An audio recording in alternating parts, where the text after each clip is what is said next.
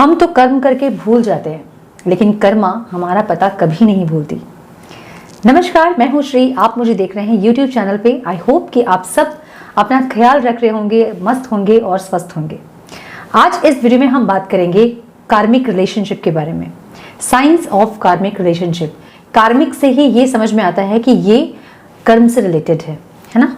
तो वो इंसान जो आपके लाइफ में पास्ट लाइफ से आए हैं, जो आपको आपके फ्लॉज को दिखाने, आपको ग्रो करने के लिए, आपको आपके स्पिरिचुअल पाथ तक पहुंचाने के लिए और आपको अपनी जर्नी में एक स्टेप आगे लेके जाने के लिए आते हैं। ये आपके जन्म से पहले ही सोल कॉन्ट्रैक्ट होता है कि वो इंसान आपकी लाइफ में आएंगे और आपको आपकी सोल जर्नी में ग्रो करने में आपको हेल्प करेंगे। कार्मिक रिलेशनशिप हमेशा रोमांटिक रिलेशनशिप्स ही नहीं होते हैं, लाइक सिर्फ हस्बैंड वाइफ और लवर्स ही नहीं होते हैं कार्मिक पार्टनर्स, बल्कि ये आपके पेरेंट्स भी हो सकते हैं, आपके भाई बहन भी हो सकते हैं, आपके फ्रेंड्स भी हो सकते हैं, कोई भी हो सकता है कार्मिक पार्टनर। बट मैक्सिमम देखा जाता है कि ये हस्बैंड वाइफ और लवर्स ही होते हैं, लेकिन ये कोई ज़रूरी नहीं है। तो ऐसे ही जो कर्म हम करते हैं वो हमारे पास लौट कर आता ही है, आज, कल, परसों, या फिर 100 साल बाद, या फिर 1000 साल बाद, है ना। तो इसलिए कर्म ऐसा करें कि जिसकी माफ़ी मिल जाए, क्योंकि इंसान तो भले ही आपको माफ़ कर दे, लेकिन कर्मा आपको माफ़ नहीं करेगा। तो इस वीडियो में मैं कुछ साइंस बताऊंगी जिससे आप ये फाइंड आउट कर सकते हो कि आप कार्मिक पार्टनर के साथ डील कर रहे हो या नहीं। तो जो पहला साइन है इसका वो है अट्रैक्शन। आपको आपके कार्मिक पार्टनर को देखते ही एक इंटेंस कनेक्शन फील होगा उनके साथ। लाइक हमें कैसा होता है कि हम किसी इंसान से मिलते हैं, उनके बिहेवियर क्या है, उनके हैबिट्स क्या है, उनका माइंड कैसे वर्क करता है, वो क्या करते हैं, ये सब जानने के बाद धीरे धीरे हमारी केमिस्ट्री बिल्ड होना स्टार्ट होती है ना।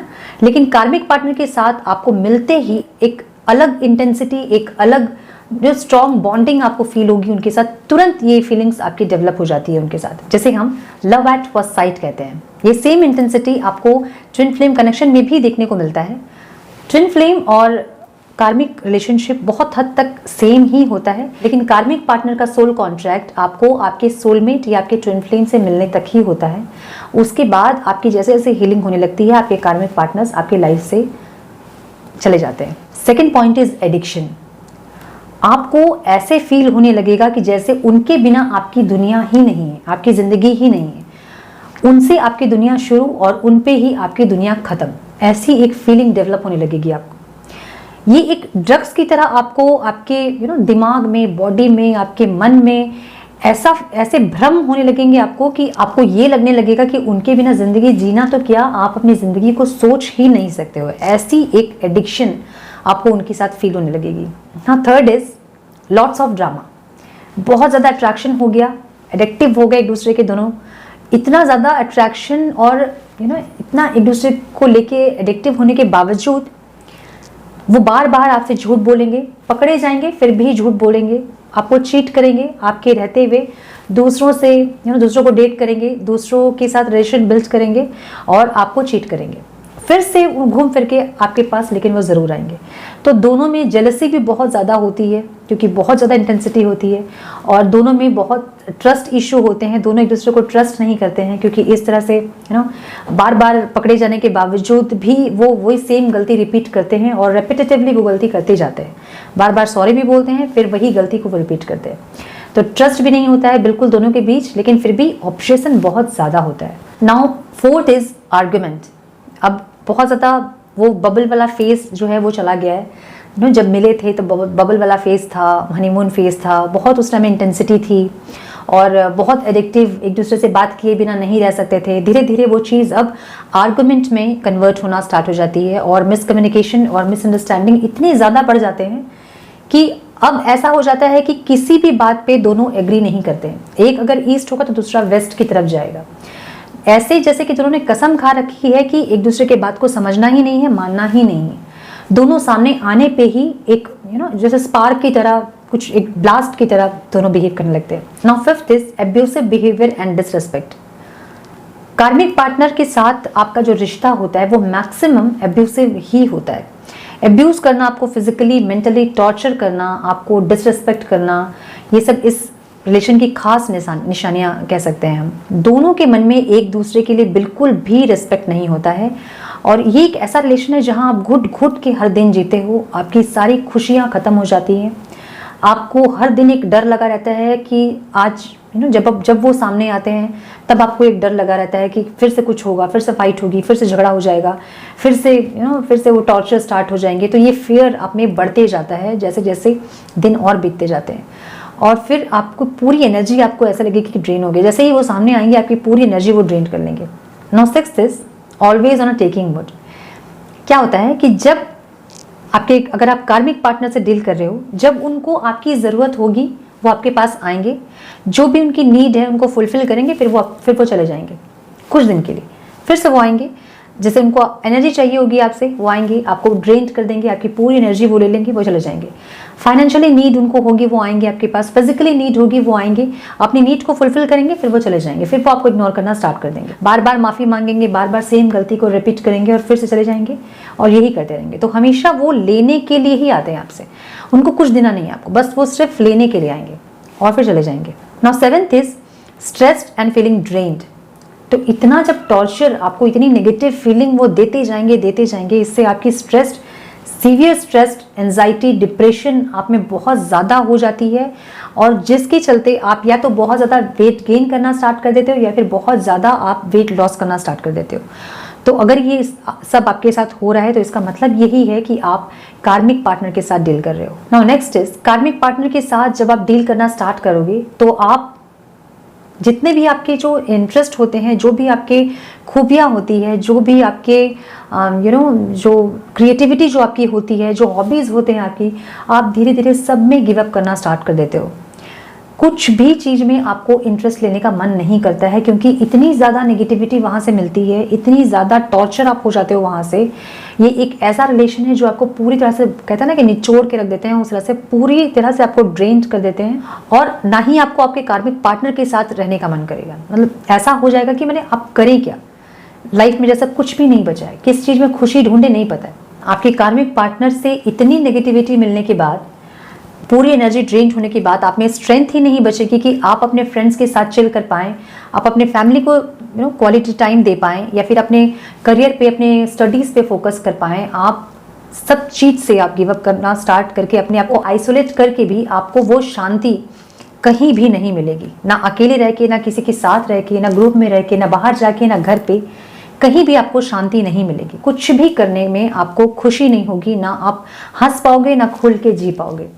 तो अगर ये सब आपके साथ हो रहा है तो डेफिनेटली आप कार्मिक पार्टनर के साथ डील कर रहे हो। अब बहुत सारे एडिक्शन, बहुत अटैचमेंट, बहुत एब्यूसिव हो गया, फाइट हो गया, कॉन्फ्लिक्ट्स हो गया, बहुत सारे ड्रामाज हो गए।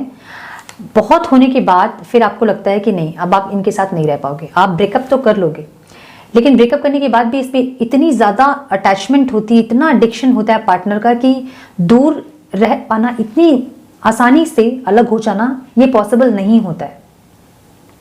आपको फिर से एक पुल फील होगा उनकी तरफ से, आपको फिर से मन करेगा कि आप उनके साथ रहो, फिर से आप जैसे भी वो हैं बट वो आपके साथ रहें। आपको ऐसी एक फीलिंग आएगी, और उनके भी 50 कॉल आपको आएंगे सिर्फ इसलिए कि एक चांस और दे दो, एक चांस में सुधर जाऊंगा। बट वो फिर से रिपीटेटिवली वही गलती करते ही जाएंगे और आप उनको माफ़ करते ही जाओगे।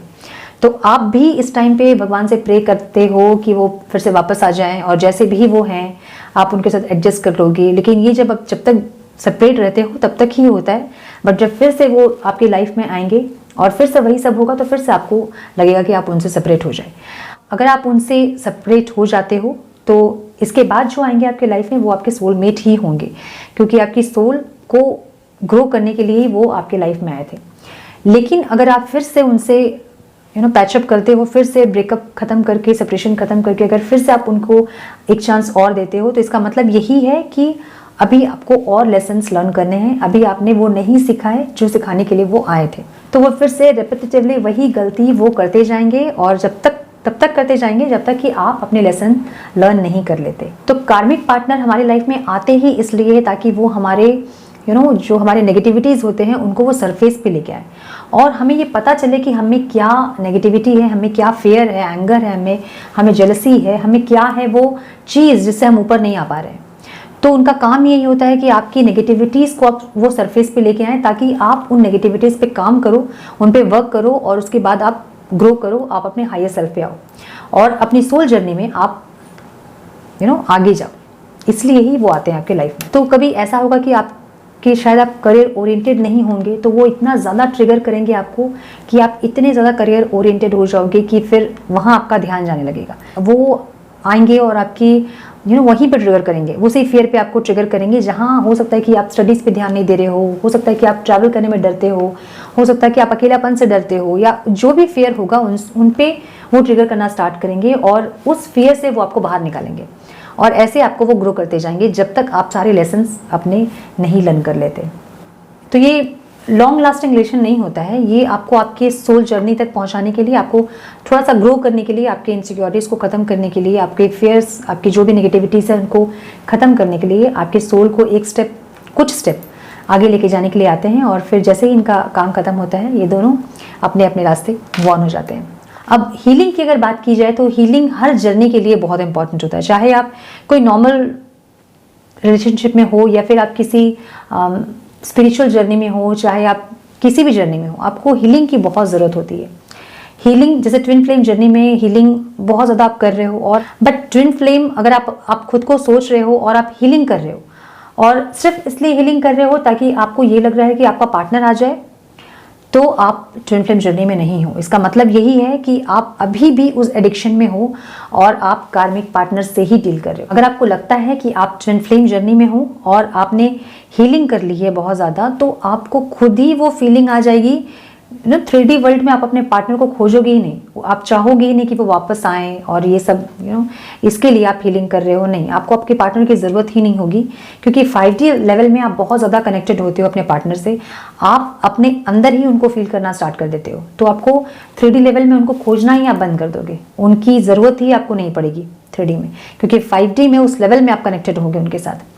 तो अगर आप अपने आप को ट्विन फ्लेम जर्नी सोच रहे हैं, आपको लग रहा है कि आप ट्विन फ्लेम्स हो और आप सिर्फ इसलिए हीलिंग कर रहे हो ताकि सिर्फ आपका पार्टनर आ जाए, तो ये क्लियर साइन है कि आप कार्मिक रिलेशनशिप में हो, कार्मिक पार्टनर के साथ आप डील कर रहे हो, क्योंकि आपकी एडिक्शन खत्म नहीं हुई अभी तक। तो ये थे वो साइंस जिससे आपको ये पता चलेगा कि आप कार्मिक पार्टनर से डील कर रहे हो या नहीं कर रहे हो। तो अगर बहुत हीलिंग के बाद भी आपको एंजाइटी, डिप्रेशन और इन चीज़ों से अगर आप नहीं निकल पा रहे हो और आपको हीलिंग की ज़रूरत है, तो आप मुझे कांटेक्ट कर सकते हो। मैं डिस्क्रिप्शन में अपना मेल आईडी दे दूंगी, वहाँ से आप अपना सेशन बुक कर सकते हो और अपनी हीलिंग करवा सकते हो। तो इस वीडियो में इतना ही, अगले वीडियो में आप सबसे मिलती हूँ। तब तक के लिए खुश रहें, मस्त रहें, स्वस्थ रहें, अपना और अपनों का ख्याल ज़रूर रखें।